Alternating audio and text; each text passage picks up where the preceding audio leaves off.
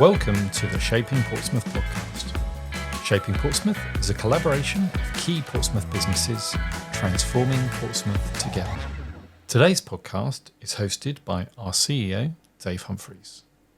Welcome everyone to this Shaping Portsmouth podcast, and today I am joined by Matt, Suzan and Robyn from the Shaping Portsmouth team, and this is a bit of a getting to know the team podcast.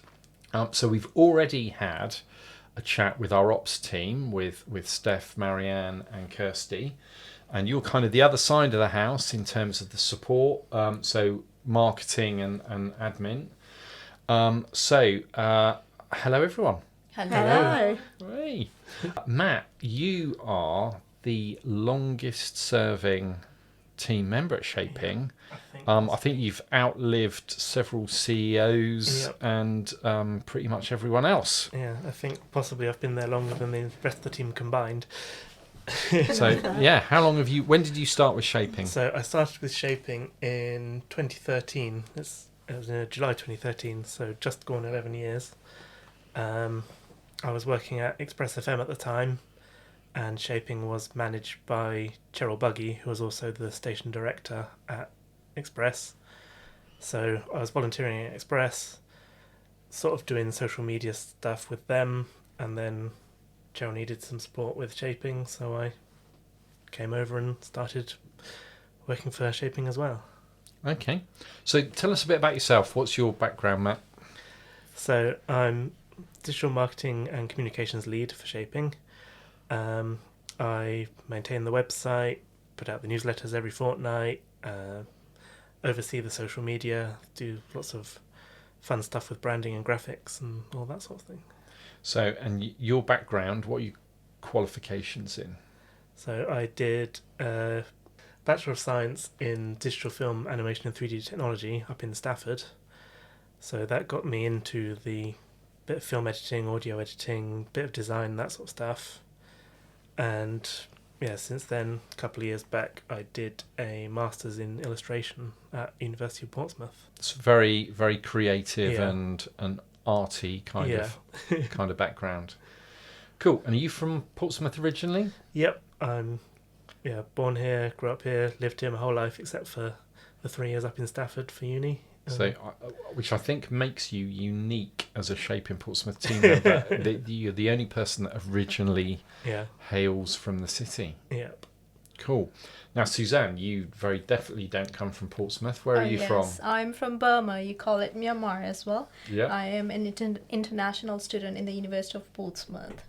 Okay. And so what have you been studying at university? So talking about it, my bachelor was in civil engineering. It's a very long story, and then I just moved to Portsmouth with my master's, and I'm doing in construction project management. So you can call it I'm a management girl. A management girl. Yes, that's why I'm into the admin, isn't it? And so so you mentioned you moved to Portsmouth between your two degrees. Yeah. Tell us the story about why you came to Portsmouth. Well, it's a very personal story, Dave, because I come from Myanmar, and I think some of you might already know that our country is going through so many crises, civil wars. So I started studying civil engineering back in 2014. So according to our educational systems, I should be a graduate in 6 years. So it means by 2020 I should be a graduate. But then COVID hit, so I had to stop studying for 1 year. And then straight after that 1 year gap, the military coup happened. And so I did CDM, which is called Civil Disobedience Movement. So I stopped going to the university, and by that time I was just 2 months far away to be a graduate. So 8-9 years down, I was still thriving so hard to get my degree. And then out of nowhere, my mom saw a post on Facebook saying University of Portsmouth is offering 1 year gap transfer program. Why don't you join? And then there you go. I was applying. Just within 1 week, I was already joining the University of Portsmouth with distance learning. And 1 year down, I got my bachelor from University of Portsmouth. So the whole story. That was done distance learning from Burma. Yeah, so the whole story, the whole point is I was trying so hard just to finish my degree, and nobody was willing to put faith on me, and at that point, University of Portsmouth is the only university, the only academy which throw all the trust on me and just put a bet on me. So 10 years down the lane, from 2014, I graduated with my bachelor's in 2024, finally after 10 years. So I knew since then that Portsmouth has to offer me something, and it was decided since then that I have to come down here. So yeah, there you go. I'm living my dream life now. So I call Portsmouth my second home. Although I might not be from Portsmouth, I'm already a Pompey girl. Good.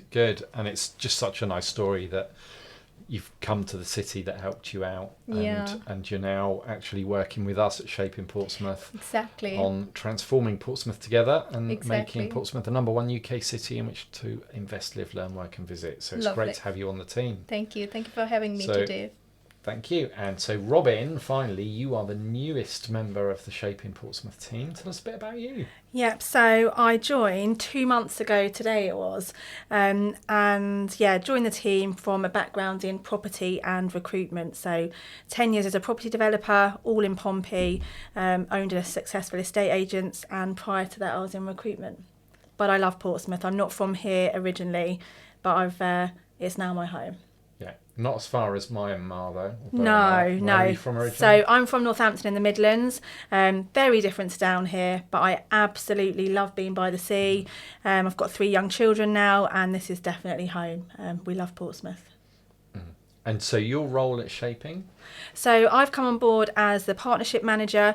My role is to work with all of our, business supporters, those organisations that are financially supporting and funding the amazing things that we're doing across the city in our community, with our young people, with our schools, with our businesses. So my job is to kind of work very closely and intimately with them to support them with their business goals, but to also enable us to do what we're doing in the city. Cool. Excellent. So we'll come back to that a bit in a minute. So Matt, coming back to you then, and your role as media and digital communications lead. So what does that involve doing exactly for Shaping Portsmouth? It can vary a lot day to day, but the majority of my time is spent, I'd say, probably managing the website, uploading content, making sure everything's up to date. Program pages need often updating. So if people want to find out more about Shaping Portsmouth, where do they go? So it's shapingportsmouth.co.uk, and then we've got a homepage with nice video of Portsmouth thanks to Solent Sky Services. Fantastic partners down at Solent Sky Services, Mike and Sarah Woods. And then you can find all the information about our 3 pillars: business, education and community. Join our mailing list where you can get our fortnightly newsletter, which takes up most of my Wednesdays. Yeah. So what does the newsletter give people? So we prioritise telling the stories of what we're doing, but we also share stories from our partners, patrons, associates, and some bit of what's happening around the city, events and other news. If people sign up to that newsletter, are we going to spam their mailbox every day with stuff? Not. No, it's just once a fortnight on a Thursday morning at 9:00, dropped into your inbox. Yeah, so once a fortnight. It's generally only half a dozen or so small articles and web links at most. It's not masses of information, and we don't send out loads of spamming comms, do we? So if people want to sign up to the newsletter, where do they go to do that? So easiest way is we've got a link at the bottom of our website. So on the footer there's a link to sign up, and on near the bottom of the homepage as well we've got a sign up link. Brilliant. So everything all accessible from the website, and of course at the bottom of the website you can also have a look at us on the Meet the Team section. See what we all actually look like, and meet our directors, our board of non-executive directors, who set the strategic direction for Shaping Portsmouth, and there's a whole heap of other info there on the website. Brilliant. So, Suzan, we've ascertained already that you are currently finishing off your Masters in Construction Project Management. Right. Being a foreign student in education, you are limited to the amount of hours you can work. Yeah, true. So you're part-time with us. Yeah, right. And to be fair, I'm sure a master's degree occupies a lot of time as it is anyway. So, but what do you do? What does your role for Shaping entail? Yes, you're right. I'm working part-time for Shaping Portsmouth because I'm a master's student and I am entitled to 20 hours. So yeah, I'm doing part-time with Shaping, and my role basically is just an admin goal. So I support everybody basically, everybody in the team, whether it's about... I don't think there's just an admin girl. I think, yeah, you're supporting everybody. There's no just about it. Yeah, you're right. So my role basically is to make sure that everybody is on the same page and everything is going on track. That's what I do most of the time, whether it's about meeting agendas, whether it's about, tasks. I support every group in our team, so it's ops as well. Sometimes in ops there are some jobs that need to be done, so that's me. That's on me, that I make sure everything is going with the same pace when it needs to be done. Yeah. And I think the English expression that best describes your role is probably herding cats. True. That's so true. Yeah. So cool. And so how have you found it since joining Shaping Portsmouth? I say this every single time, like very loud and clear. I feel like I'm home, although Portsmouth is already my home.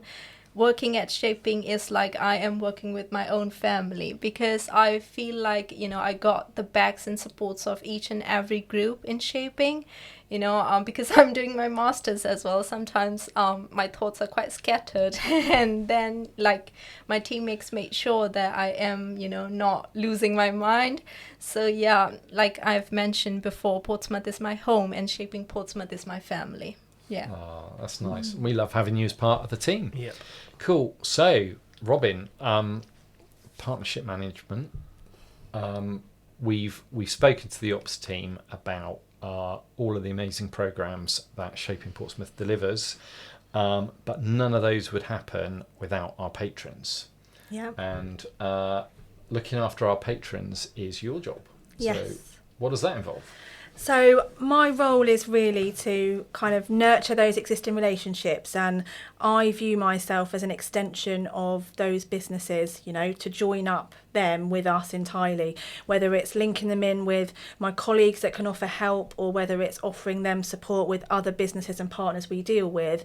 I'm trying to become an extension of their HR department, their admin department, anything that can enhance their experience with us, but whilst also ensuring it's a win-win outcome for everyone else that's linked in. So obviously, we couldn't do what we do without the money that our patrons give us, and there are sort of two different tiers of being a patron. But if a business wants to come on as a patron, what can they expect from Shaping Portsmouth? Right, that's a very good question. So we've been working a lot on this recently. I think we have worked so hard in the last few weeks to ensure that what we are offering our partners is something very beneficial and very incredible to them. So they are getting kind of access to lots of specialist events and networking events, and they are part of a bigger network of people that are all trying to make Portsmouth better, whether it's trying to enhance your business, grow your business, or whether it's, within an education sector and you're trying to promote your options for your students, or whether it's in the community and supporting people back into work. These businesses are part of a big mission to make Portsmouth an incredible place to live, work and be educated. So in a previous podcast, Steph has spoken about all the different events that Shaping Portsmouth runs. So we've got our conference, we've got Portsmouth Business Leaders Forum, we've got our partners only networking events, which those patrons, funding patrons, are entitled to come to. So they get access to all of those events. Yeah. They get access to you, as you said, as that extension to their business and their link into Shaping Portsmouth, which is a really good way of looking at it. There's also all sorts of other specialist things that we're doing, like at the moment the Victorious the Victorious piece has been huge. Which we've done a lot of work on, but there's all sorts of other things going on that our partners can access. And of course, they also have the ability to link in as volunteer leads on our programmes, get involved in the delivery of those programmes.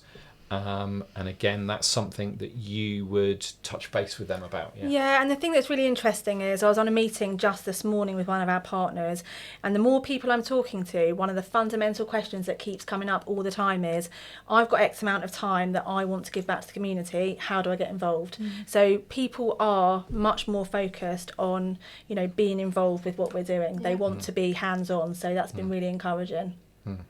And then ultimately, it comes down to social value and impact. And again, Matt, that we've gone full circle back to you, which is you kind of put together an annual impact report, which sits on our website. Yep. Where can people find that? So that is on our website. Across the top bar, we've got a partnership and impact button, and you can find the latest report there.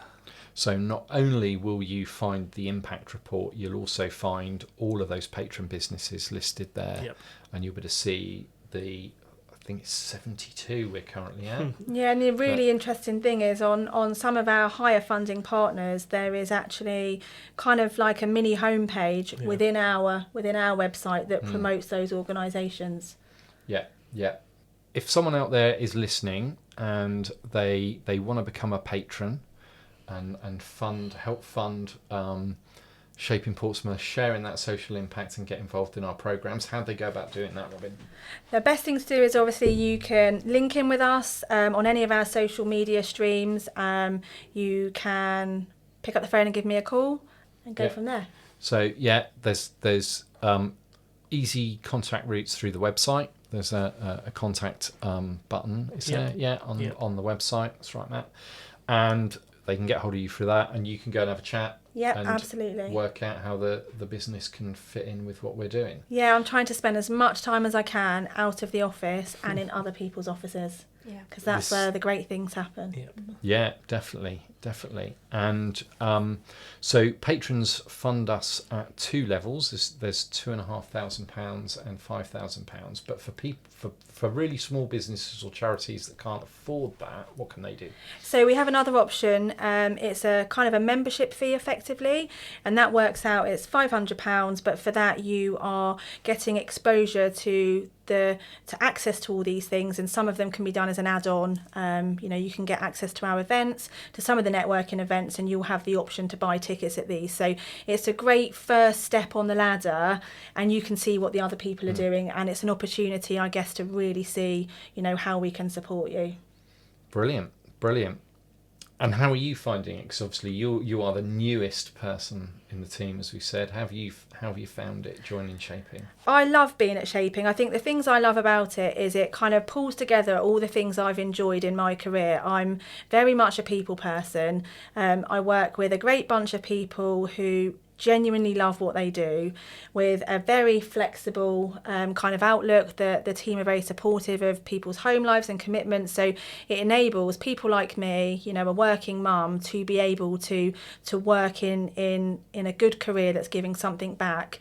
There's not many places that offer that. It's very unique. Brilliant. That's good. Yeah.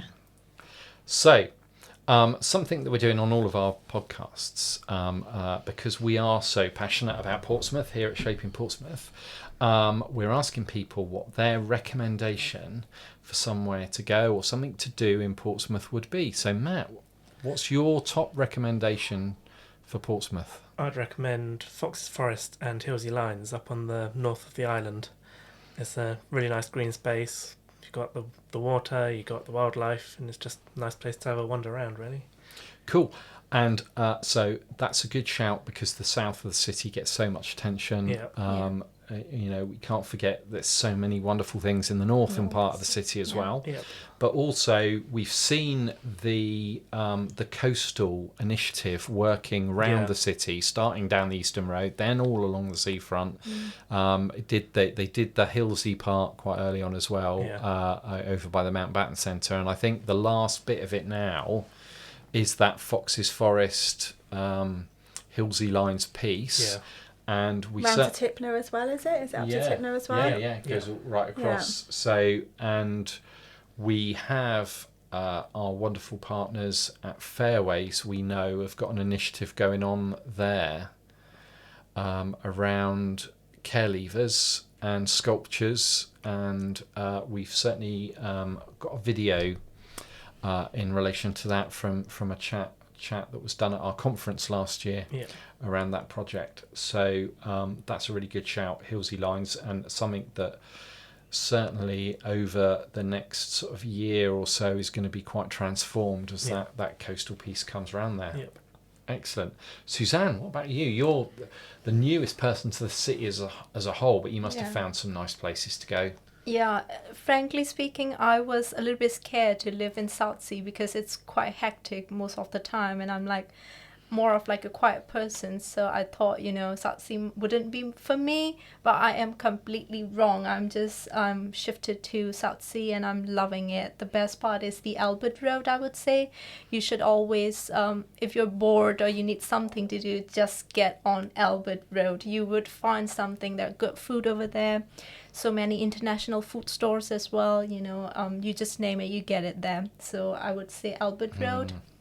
And by the end of the Albert Road, if you cross by, there is a canoe lake as well, which is quite good to, just roam around, have your own sweet time. So I think that area has become something I am enjoying thoroughly. Yeah, so it's only a short walk there down from the Festing, Festing down Road, to on Highland Road, down to Canoe Lake, and all along Albert Road. So many great quirky little shops. Exactly. So much to eat along there. Definitely a good shout. And so Robyn, what about you? Where would your favourite place to go in Pompey be? So for me, I'm what my friends refer to as a land baby. I'm from the Midlands, where you don't get the loveliness of being by the water. So my choice would always be being on the seafront as much as I can. I've got some very happy memories of times down at the A Bar. It's a great pub. Serves lovely food. They really get involved in kind of like the community at certain times of the year, like Christmas. So I love being at places like that, and for me it would be a walk along the seafront and then either a stop at the A Bar or the canteen or one of the other little kind of lovely cafe type bars along that way. I can see the water. Yeah, absolutely. Old Portsmouth is absolutely fabulous, and the Camber and everything that's going on around there, it's really, really good shout. Brilliant. So thank you to all three of you for joining us. This helps people find out a little bit more about the team and what we all do. And we'll see you all next time on another Shaping podcast. Thank you. Thank you. Bye. Bye. This podcast was brought to you by Shaping Portsmouth, working to make Portsmouth the #1 UK city in which to invest, live, learn, work and visit. To find out more, please visit shapingportsmouth.co.uk. This podcast was supported by Spark Community Space.